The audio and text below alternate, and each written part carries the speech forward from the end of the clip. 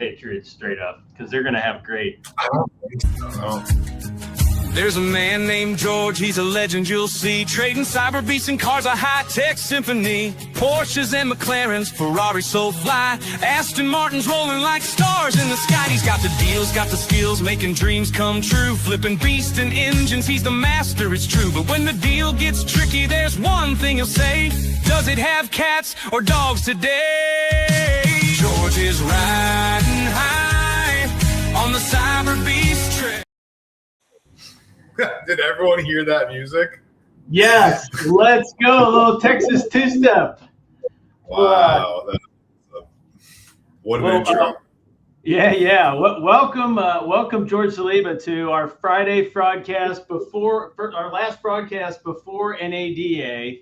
I met George at NADA last year, and he kind of got me familiar with his business. And so we've just talked a bit over the past year, and I was like, man, you've probably seen more of this live in action than I have, with Mavsign. So, this is going to be a great call today, a great Fraudcast, and looking forward to learning from George. And hopefully the audience has the opportunity to ask George a few questions on like how he's experienced things and how he's handled things. I think to start off, George, I'd love to just hear just quick background, and then take me through how you got started working for your dad at JNS, and then what gave you the idea to really get started with selling off-site and selling online?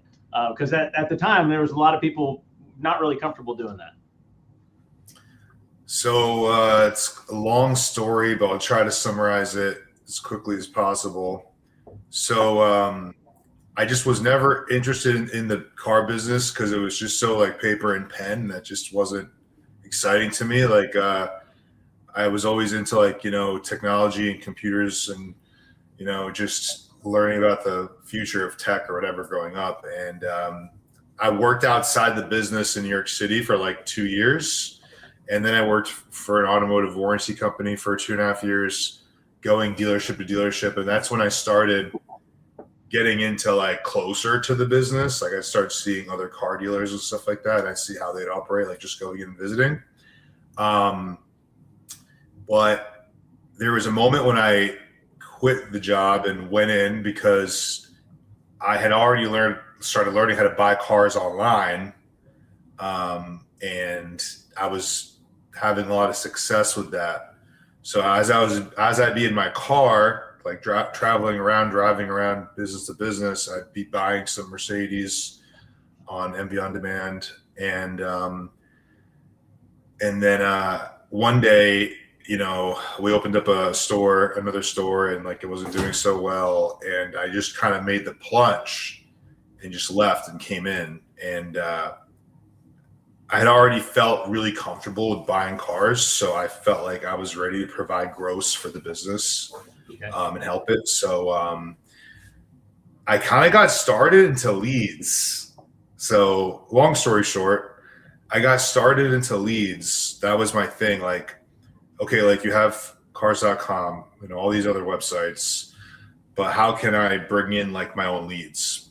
Yeah. So I started figuring out ways to generate traffic outside of the typical third-party listing sites. And that's when I started to see there's a lot of scams and frauds out there when I started dipping into like other forms of advertising. Yeah. A lot of bad actors out there. Yeah. So as I started doing that, I started going like country to country, like a whole nation, whole country, basically, buying cars from people, getting scammed, and experiencing all sorts of stuff. So that's the lead stuff, like trying to get leads with paid ads and stuff like that. That kind of forced me into the whole like game and exposed me to the whole like world of danger, if you will. Right.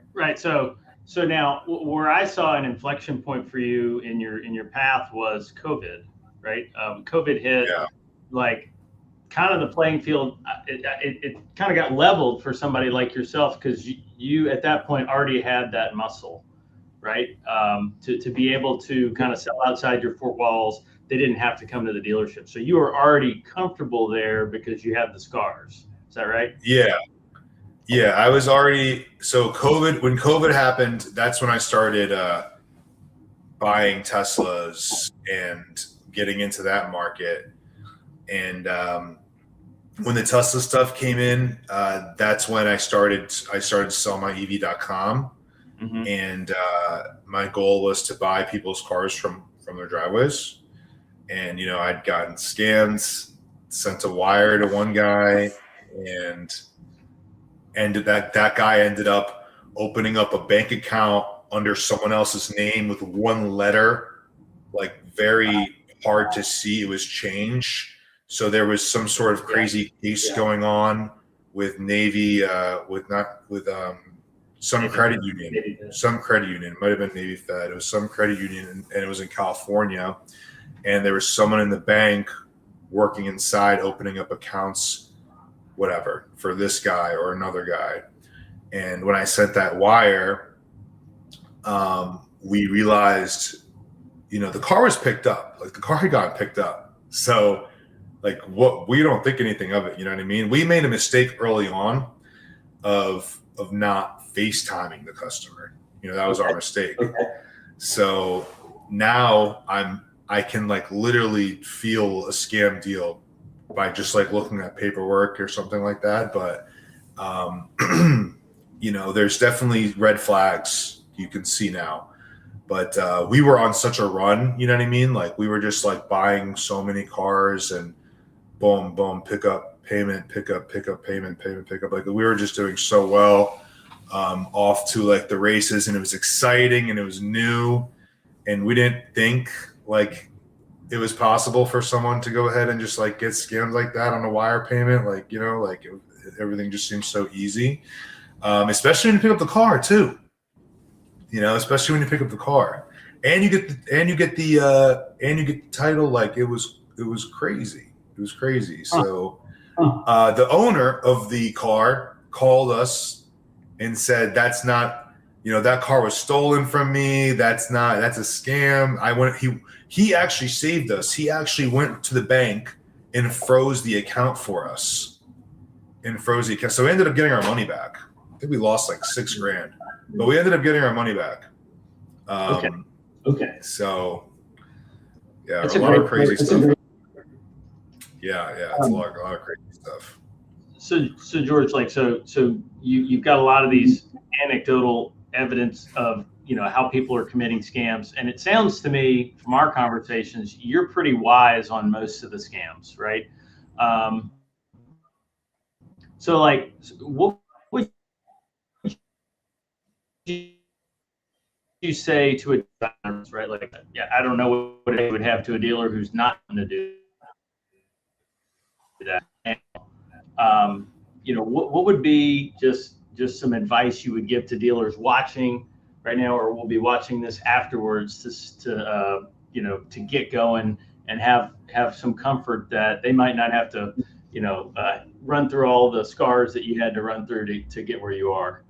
So I'm sure that's what's top of mind. So now it's very simple now, but there's like other crazy stories that I've had that I'm just still never too sure under some certain circumstances. You know what I mean? Like I have another story, but it's kind of like crazy. And I bought the car like clear and everything like that. But just to get back right on track and give you like basic answer, like my response would be FaceTimes are crucial. Okay. I felt uncomfortable asking the customer to put his license next to his face. So we ask our customers when we buy their cars to have them put their license next to their face and send a selfie. Like, we always used to be like my buyers used to be afraid to ask. And I was like, you can't be afraid to ask this question. Like this, you have to ask them to do it. Like, you need this for verification. They want to verify us, right? Like, why can't you verify them? So FaceTimes are the number one thing. How they FaceTime you, like, just like paying attention to like the littlest things. If the car is in a parking garage and they send you pictures of the car with the doors closed, or the phone up to the glass, like right away, you know that's not their car they're trying to sell you. You know, where the car is located is a big one.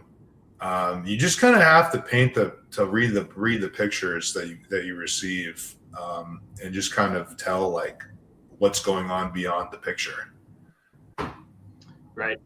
What would be your advice to a dealer who, if they've got a deal, let's say one got past them and the car's already, you know, where we hear, you know, at Mavsign, where we hear about the fraud is typically it is an offsite, and the dealer a lot of times is already shipped the car because they want to like get their paperwork back and all these things. Like, what's the chain of custody of, you know, deposit, verification, paperwork? Like, when do they get the car versus when do they have to do all the other things that you need to get money in the bank? You know, especially the finance. If we're selling a car, you know, we still run like a bit of a verification on the customer, but you know, ideally we do wait for funding. In some circumstances, we'll wait for funding, but there's been other circumstances where we've gotten scammed and bank funded and refund and like defunded. But waiting for funding is number one, but also just being upfront and FaceTiming customers helps a lot. You know, right now we have such a good process where if people ghost us in the middle of a deal, it's because they tried to scam us or something. Yeah. Yeah, we see the same thing. We track our dropped orders at Mav, and we can see like we might see that same customer profile pops up at a different dealer. We're like, all right, they're trying it somewhere else. So they don't know what dealers use Mav and which ones don't. One of the things you and I were talking about a couple of weeks ago, George, that I think we all just assume that we're all good at spotting a fraud. As a matter of fact, we're having a spot the fraud contest at NADA next Wednesday, 11 o'clock. Shameless plug. But nice. Yeah, you should come. I got Russ Flips Whips. He's going to be my maestro on it, and he thinks he can spot it. I don't know. I have a feel. I'd put my money on you, honestly. I would. That would be awesome. Yeah, so we've got that coming Wednesday at 11 at NADA, so we'll check that out. But I hear back from a lot of dealers like, I don't need to do verification. I know how to sell cars. Like, I got this. And a lot of the times it's more of like, because they probably do. Like, they've been selling cars the longest. They've had the experience. They've had to go take a car back, right? Once you've been through that, you get a lot better at preventing it from happening again. But I think the missing point that you've made to me was, yeah, that's great. It's you, but you don't have you in every sales in every sales department and every sales seat. And like, how do you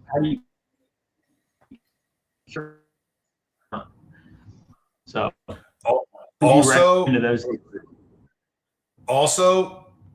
also there's deals where you're just never too sure. Like, there's deals where you're just like, this seems good, but you know, let's say a guy wants to put $5,000 down out of state on like a $60,000-$70,000 car. You know, typically we wouldn't do that deal. But then, like, especially if he's from California, like buying a car like that's just like an average Dodge Charger or something like that he could pick up across any single dealership from New Jersey to California. Like, why are you calling ours? Ours isn't even that cheap. But there's certain circumstances, especially with having a social media following, where you're like, no, this guy's definitely good, but you're just still not too sure. But you're right. Like, there isn't one of me in every single desk. And, you know, you can never be too sure. And typically out of state, we try to require 20% down of the vehicle's purchase price. So we'll require 20% down. If it's never 20% down, it's a red flag right away. But you can't really red flag it like that all the time. So, because some people don't want to put, no one has to put that much money down. But that's what I'm trying to tell you is, why are they calling us to buy this car when it's not even that special or rare of a car, and they can purchase it from any other 40 state across the country? You know what I mean? Right. Like, it just doesn't make so there's an instance where like Mavsign comes in and it's just like boom, like just Mavsign the guy if you want to. I FaceTime the guy, everything's good, But you know what? You can never be too sure, because even though a scammer might even let you see their face, their house, or whatever, they might still fraud you or scam you at the end. Right. Yeah. I think the point you're making is you've got a lot of knowledge, and then at the same time, if you've got a salesperson who's got a severe commission bias, they're not the dealer. They want to get paid. That's how they make their livelihood.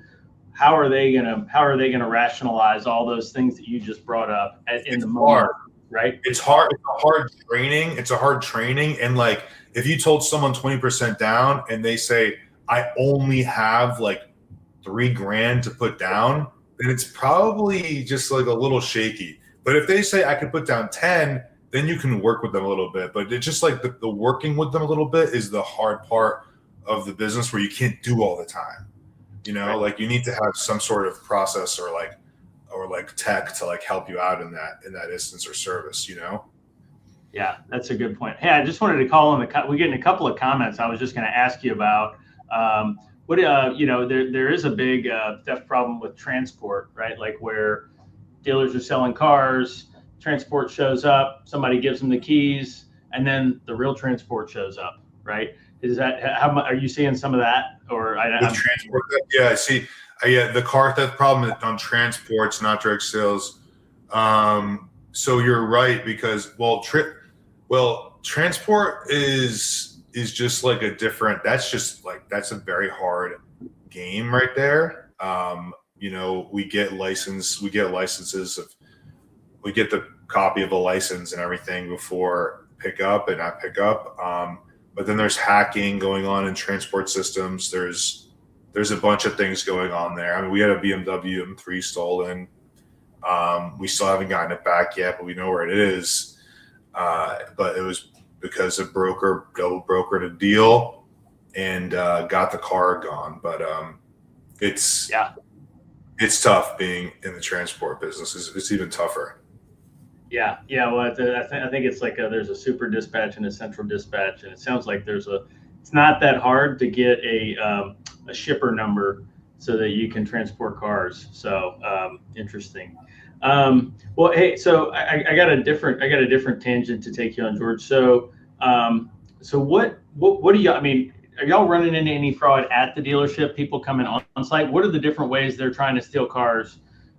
At like showing up in person, because that's also a thing. I mean, it's easier to do remote, I think, because they never see your face. But what are you seeing in the dealership? We don't really see too much in the dealership that's crazy. We've had some crazy situations happen in the past when this started, when scam and fraud really started coming up. I think it was like 6-7 years ago when it started getting really intense with finance deals and stuff. But people coming in, there's only been like one circumstance where someone had tried to steal someone else's identity. Okay. But we haven't had too many in person, but we've had. I could remember one where people are doing identity fraud, committing identity fraud, and just ripping people's socials. One observation I would give, and it goes back to kind of that salesman mentality, is most people don't realize on the deal jackets, typically your accounting office gives you a checklist. It's a check. You gotta have this, and this, right, before you send it to accounting. I had this when I was in retail, and it never said, Rudy, you need to visually verify that the driver's license you just made a copy of actually matches the person you're looking at. It just says copy of DL, right? And it's, I hear plenty of stories from dealers who are like, well, I got a copy of their driver's license. I'm like, did you look at it? And so it's just one of those, like, that's where we're doing our spot the fraud. I mean, you'll see a lot where we've captured ones that they like showed up straight up at a dealership and, none the wiser, right? So still can happen. So it's not, the other observation I would give, George, about your dealership, because I follow you on social media, is y'all have videographers a lot of places. So if somebody was a crook, odds are you probably got them on video. Yes. And then I also want to give a call out to your videographer. He's kind of swole, so I would not steal a car from you just based off of that fact. 100%. Self-preservation. So I guess talk to me about, what do you see coming in the market and maybe fraud is part of this, but the big reason we see a lot of dealers not wanting to sell cars offsite is they're worried about fraud, right? We're seeing it all in the comments, like people are scammers, this and that. However, the big disruptors in auto are doubling down on selling anywhere to anybody, right? So you got Amazon Autos, wolf in sheep's clothes. Don't care what anybody says there. You know what they're doing. You got Carvana. CarMax is kind of going to probably go get their act together now. They've got some humble pie. And then you've got all the big retailers. They kind of see it, right? I mean, you see them buying pods in all different states so they can execute. So, like, what would you tell dealers watching, listening right now about, kind of how they need to change the way of thinking? Because, honestly, I still think there's a large majority of dealers that are not comfortable selling that way. I'm waiting for like the next AI fraud, like the first AI fraud. I'm waiting to come across that. Just a customer sending us like a fake video of a car or something like that.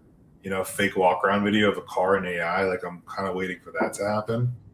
Okay. But that's when it really just comes down to like getting on the phone with the customer. Like I train my buyers and most of my salespeople at the store. Like you got to know who you're buying and selling a car to. Like you can't just, even if the customer tries to make it super easy for you, hey, I want to buy this car. Here's my license. I'm missing the wire, whatever, like even if they try to make it super simple, super easy.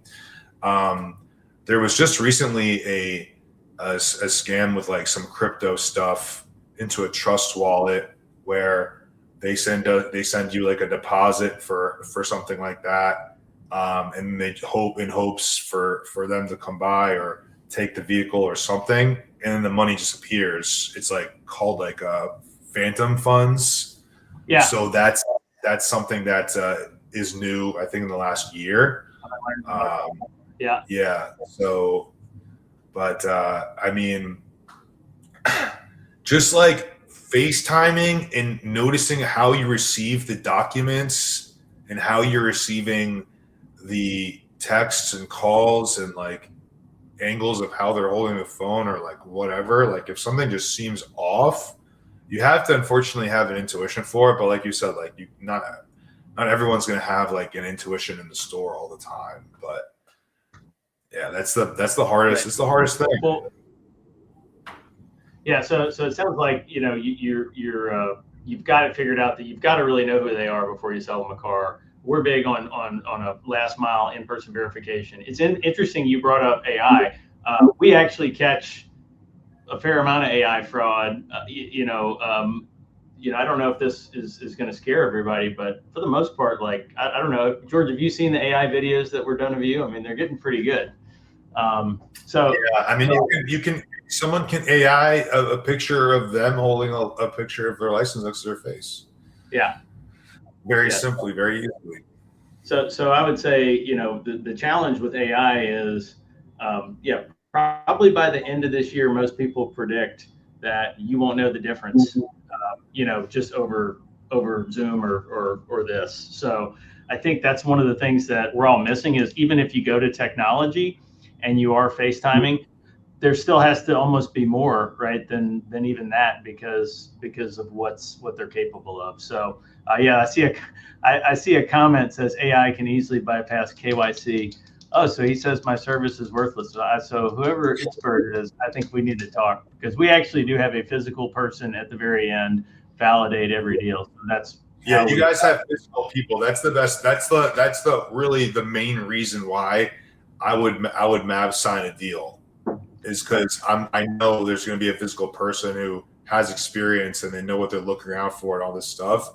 So if I were to go ahead and sell this guy a car who wants a Dodge Charger with 5K, with like say 2 or 3K down in California, it would be just like I would maybe try a little bit here and there to make sure it wasn't like a bad deal or anything like that. But at the end, if my gut was like, okay, it's good, I'd probably just Mavsign that deal for protection. Yeah. And most dealers like yourself, I mean, typically you're passing on the fee of the transport and, passing on the fee for Maving it. So, if the consumer's willing to pay it, then that's obviously an additional validation. that they really do want the car. So, well, hey, I got about 5 more minutes for George, and I want to give everybody, because George has got to go do some more selling before the end of the month. We got to hit the number this month.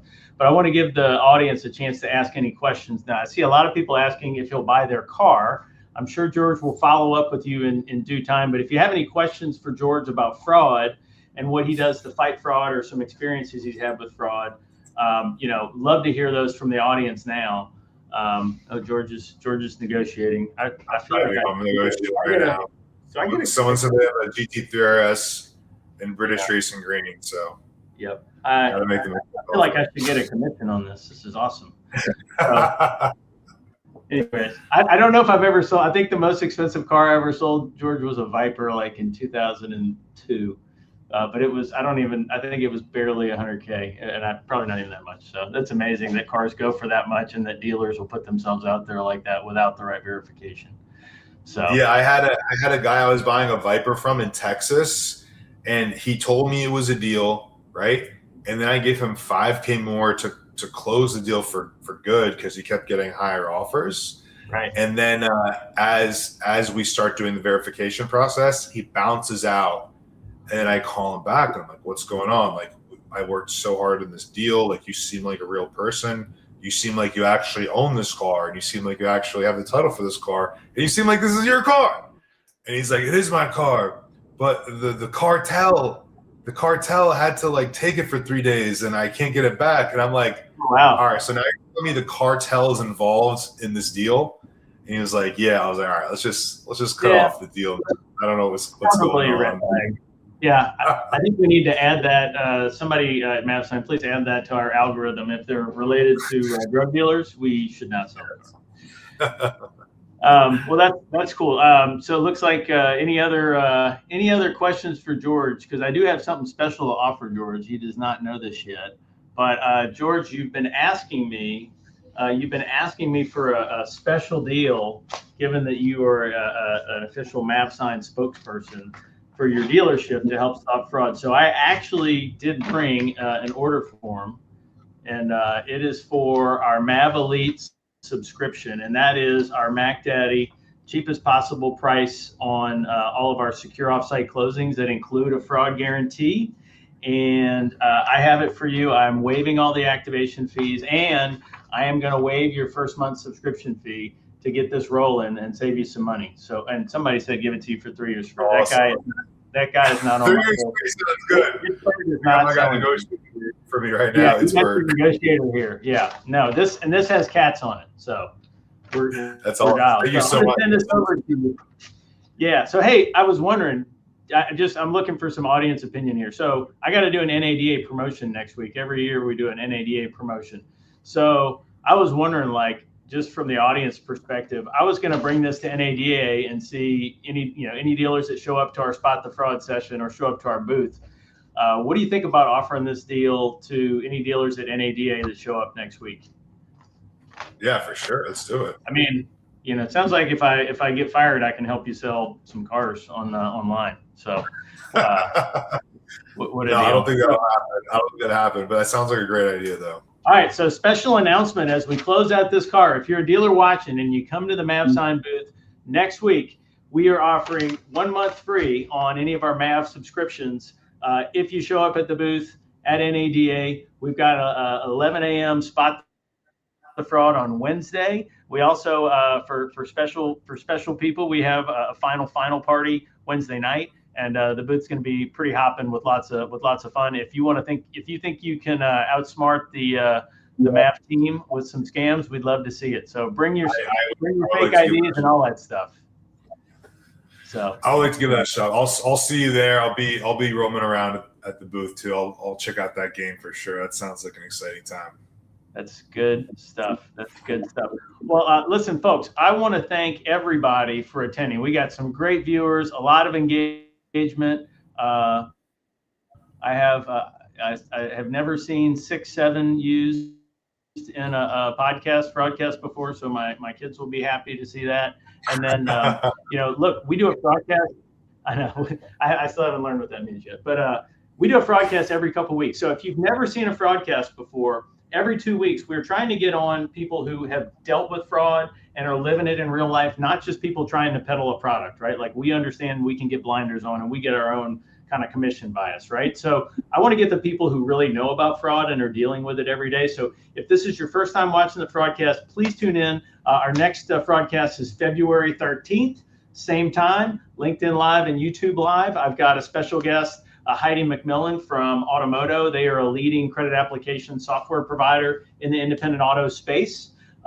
So that'll be a really interesting view on how they see fraud, and we've got a great new partnership with them as well. So tune in 2 weeks. Follow us on LinkedIn Live and on YouTube to get more updates. We also, George, you've seen our Fraudicles, our weekly fraud articles that come out that have all the latest stories on the different gags. Please follow along to those too. And if all else fails, you go see us at Mavsign.com. Hopefully, we'll see everybody at NADA for some special deals and see if you can spot the fraud. I'll let everybody get back to their day. Y'all have a great weekend, end of month closeout. Fight the fraudsters and go be a maverick. George, be a maverick. That's awesome. That's awesome. I appreciate it. Thanks for the promotion. I appreciate it. Thank you so much. Okay. All right, team. I'll let y'all go. See you guys. Bye.